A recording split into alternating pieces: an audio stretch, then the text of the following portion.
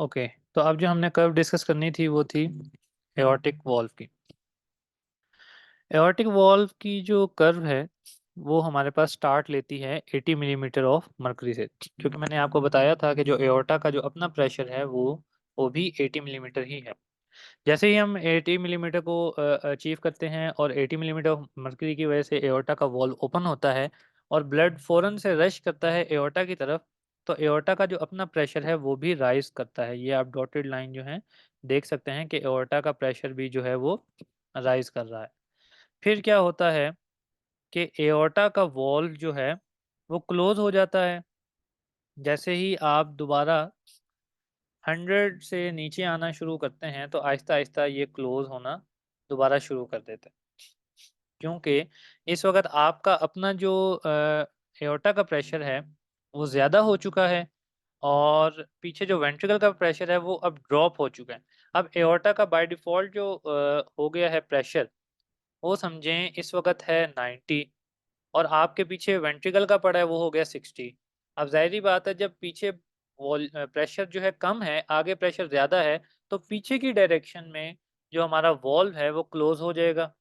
अब जब एओर्टा का वॉल्व क्लोज़ होगा, तो फिर आप ये देखेंगे कि एओर्टा का वॉल्व क्लोज़ हो गया, मज़ीद उसमें कोई ब्लड नहीं आ रहा, तो ये दोबारा से हमारे पास जो है उसका प्रेशर डिक्रीज़ हो जाएगा टिल 80, जो समझें उसका रेस्टिंग फ़ेज़ में जो उसका बाय डिफ़ॉल्ट प्रेशर मेंटेन वो रखती है अपने रेजिस्टेंस, अपने टेंशन की वज़ह से।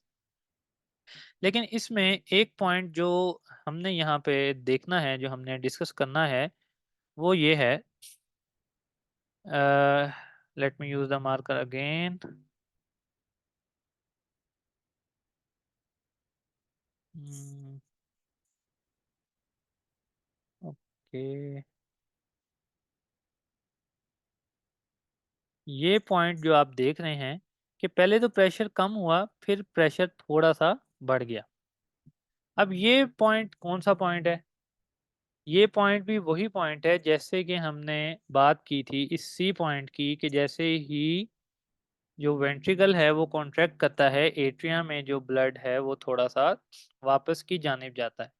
तो इसी तरह जब एओर्टा का वॉल्व क्लोज़ हो रहा होता है, तो थोड़ा-सा ब्लड जो है वो अपने डायरेक्शन को चेंज करता है, जिसकी वजह से आपको दोबारा से, क्योंकि देखिए ना वॉल्व क्लोज़ हो रहा है, आपके पास ल्यूमन जो है वो तंग होता जा रहा है।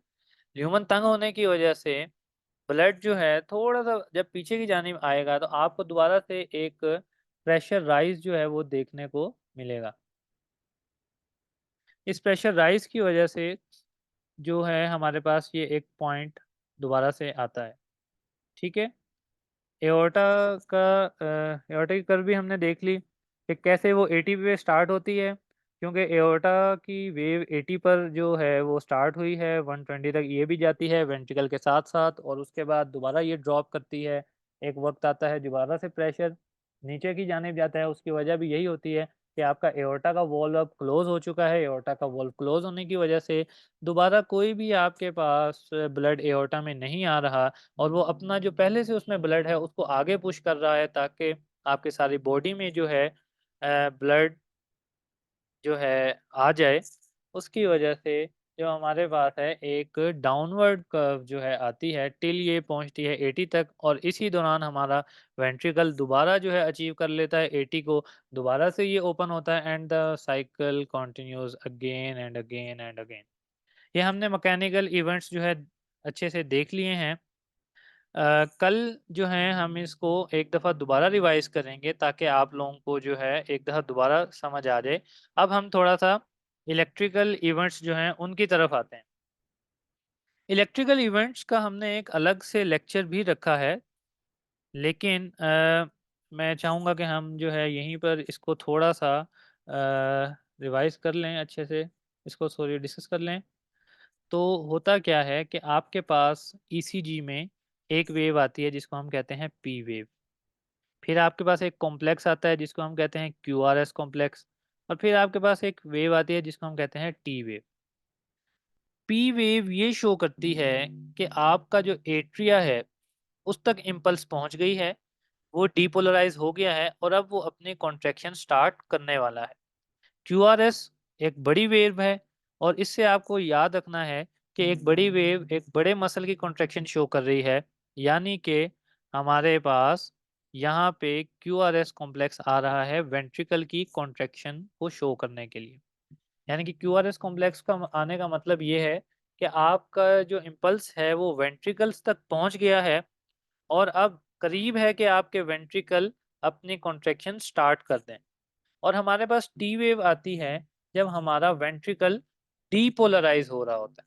अब आप यहाँ पे मेरे से एक सवाल कर सकते हैं कि भाई हमारे पास वेंट्रिकल के लिए तो डीपोलराइजिंग वेव भी आ रही है जो कि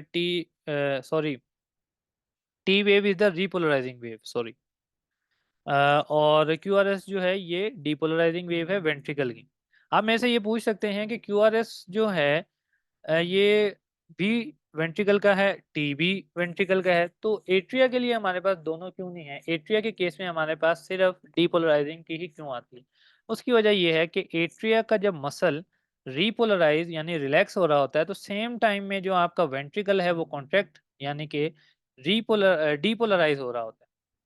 अब एक बड़ा मसल जब डीपोलराइज होता है तो एक छोटे मसल की रीपोलराइजेशन की वेव हमारा जो इंस्ट्रूमेंट है वो रिकॉर्ड नहीं कर पा रहा होता है, इसीलिए एट्रिया के केस में हमारे पास जस्ट पी वेव आती है। और बाकी ये जो क्यू आर एस और ये टी वेव है ये आपके पास वेंट्रिकल के लिए होती है। अब आप इसको अगर सिंक्रोनाइज करें इनके साथ, जैसे ही आपके पास पी वेव आई उसकी थोड़ी देर बाद आपका एट्रिया कॉन्ट्रैक्ट कर गया। ये बात बच्चों आपने याद रखी है, जब भी आपने ये वेव्स ड्रॉ करनी है तो ईसीजी की वेव थोड़ी पहले ड्रॉ करनी है और कॉन्ट्रैक्शन जो शो करनी है वो थोड़ी बाद में शो करनी है, ताकि पता चल जाए कि पहले इम्पल्स आई और उसके बाद उसने कॉन्ट्रैक्शन स्टार्ट की। अगर मैं यहीं पे पी वेव ड्रॉ कर दूं और यहीं पे मैं कॉन्ट्रैक्शन शो करूं तो ये तो मुमकिन ही नहीं है कि अभी उसके पास इम्पल्स आई और अभी उसने जो है कॉन्ट्रैक्ट कर दिया। आखिर कुछ मिली सेकेंड्स का फर्क तो उसके पास आएगा ही आएगा। जैसे ही पी वेव आई आपका एट्रिया कॉन्ट्रैक्ट कर गया, जैसे ही आपके पास क्यूआरएस कॉम्प्लेक्स आया आपका वेंट्रिकल कॉन्ट्रैक्ट कर गया, और जैसे ही आपके पास टी वेव आई तो आपके जो है वेंट्रिकल ने ये दोबारा से जो है अपने रिलैक्सेशन फेज में वापस आ गया। ये था ईसीजी का। अभी आप लोगों ने घबराना नहीं है, ईसीजी की वेव हम दोबारा इंशाल्लाह प्रॉपर देखेंगे, हम देखेंगे कि कैसे ईसीजी को डिसाइफर किया जाता है इंशाल्लाह। और अब हम आते हैं कार्डियोग्राम की तरफ कि हमें आवाज़ें कब-कब सुनाई देती हैं। तो आपको पहली साउंड, अच्छा इसमें एक बात आपने याद रखनी है कि जब आपका वॉल्व ओपन होता है तब आपको साउंड नहीं सुनाई देगी, जब आपका वॉल्व क्लोज होगा तब आपको साउंड सुनाई देगी, क्योंकि वो जब क्लोज होता है तो ज़ोर से धक की आवाज़ आती है। उसकी ओपनिंग जो है वो कदरे स्मूथ है, अल्लाह रब्बुल इज़्ज़त ने ऐसा डिज़ाइन किया है कि जब वो खुलता है तो वो इतनी माइनर साउंड होती है कि वो सुनाई ही नहीं देती, इवन आपका स्टेथोस्कोप भी उसको नहीं सुन पाता। आवाज़ हमें तब आती है जब हमारा वॉल्व क्लोज़ होगा। तो ये आपने देखना है पॉइंट, एवी वॉल्व जो है क्लोज़ हुआ जैसे ही आपको फर्स्ट हार्ट साउंड सुनाई दी, और जैसे ही आपका यहाँ पे एओर्टिक वॉल्व क्लोज हुआ, क्योंकि एओर्टिक वॉल्व का क्लोज होना ज़्यादा हार्श साउंड प्रोड्यूस करता है, तो आपकी ये सेकंड जो आपकी साउंड है वो प्रोड्यूस होगी। बहुत कम ऐसा होता है कि आपके पास थर्ड साउंड भी जनरेट हो, वो भी ड्यूरिंग एक्सरसाइज, और इसको भी हम इंशाल्लाह फर्दर डिस्कस करेंगे। अभी आपने यही याद रखना है कि फर्स्ट साउंड कब आएगी, जब एवी वॉल्व क्लोज होगा। सेकंड साउंड कब आएगी, जब आपका एओर्टिक वॉल्व क्लोज होगा, और वॉल्व क्लोज होगा तभी आवाज़ आएगी, वॉल्व के ओपन होने से आवाज़ नहीं आती। ये बातें आपने याद रखनी है। इलेक्ट्रोकार्डियोग्राम, फोनोकार्डियोग्राम, इसको इंशाल्लाह आने वाले दिनों में हम फिर डिस्कस करेंगे। आज का जो आपका मेन काम है, वो ये मेन कंसर्न आपका ये है कि आपको पता हो कि जैसे प्रेशर में जैसे ही चेंज आएगा, उस वक़्त वॉल्यूम में क्या चेंज आएगा। कहीं ऐसा ना हो कि आप प्रेशर की तो सही बना रहे हो, लेकिन वॉल्यूम आप बिल्कुल ही ऑपोजिट बना दें। एक तरफ आप प्रेशर भी बढ़ा रहे हो, दूसरी तरफ आप वॉल्यूम भी बढ़ा रहे हो। तो ऐसा मुमकिन नहीं है कि आपका प्रेशर भी बढ़ रहा हो और वॉल्यूम भी बढ़ रहा हो। जब प्रेशर बढ़ रहा होगा, तो ऑब्वियस है कि आप ब्लड को जो है पंप कर रहे हैं, तो आपका वॉल्यूम जो है वेंट्रिकल में, वो कम हो रहा होगा। ठीक है? ये वेंट्रिकल के लिए ये बात आपने याद रखनी है कि हमने इसका आइसोवॉल्यूमिक कॉन्ट्रैक्शन का फेज़ देखा, हमारे पास दोनों एवी वाल्व और एओर्टिक वाल्व बंद थे। इसी तरह आइसोवॉल्यूमिक रिलैक्सेशन और कॉन्ट्रैक्शन दोनों में ये चीज़ें थी कि हमारे एओर्टिक वॉल्व, एवी वॉल्व दोनों वॉल्व अभी बंद हैं। बीच का जो ये पीरियड है इसमें वॉल्यूम का कोई चेंज नहीं आया। वॉल्यूम का चेंज ना आने की वजह से और प्रेशर कॉन्ट्रैक्शन के स्टार्ट हो जाने की वजह से आपके पास रैपिड बिल्डअप होता है आपके प्रेशर का। इसको हम आइसोवॉल्यूमिक कॉन्ट्रैक्शन, आइसोवॉल्यूमिक रिलैक्सेशन, जैसे ही वॉल्व ओपन होगा आपके पास रैपिड इजेक्शन होगी और फिर उसके बाद दोबारा से जब आपका जो वेंट्रिकल है, जब ये अपनी रिलैक्सेशन फेज़ में चला जाएगा, जब वेंट्रिकल का डायस्टोल होगा, उस टाइम आपका एट्रियम क्या कर रहा होगा, वो ब्लड को पुश कर रहा होगा टुवर्ड्स योर वेंट्रिकल और जैसे ही आपका डायस्टोल वेंट्रिकल का अपने लास्ट 1/3 में पहुँचेगा, उस वक़्त आपका जो एट्रियम है, वो अपनी कॉन्ट्रैक्शन के स्टार्ट में होगा, यानी कि वो अपने सिस्टोलिक पीरियड में होगा ताकि वो पंप करके जो बाकी का 20% भी है, वो भी पुश कर सके।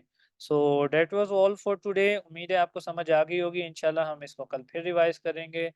व आखिरु दावाना अनिल हम्दुलिल्लाहि रब्बिल आलमीन। जज़ाकल्लाहु